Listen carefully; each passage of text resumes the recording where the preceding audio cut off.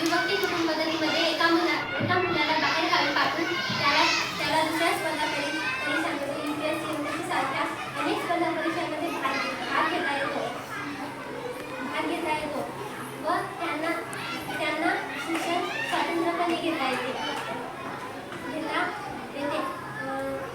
संयुक्त कुटुंब पद्धतीमध्ये असताना आर्थिक समस्या जास्त उद्भवतात.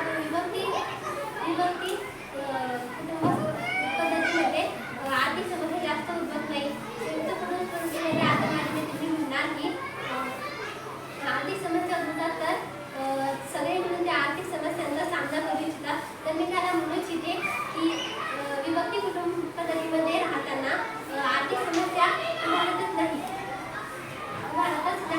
आणि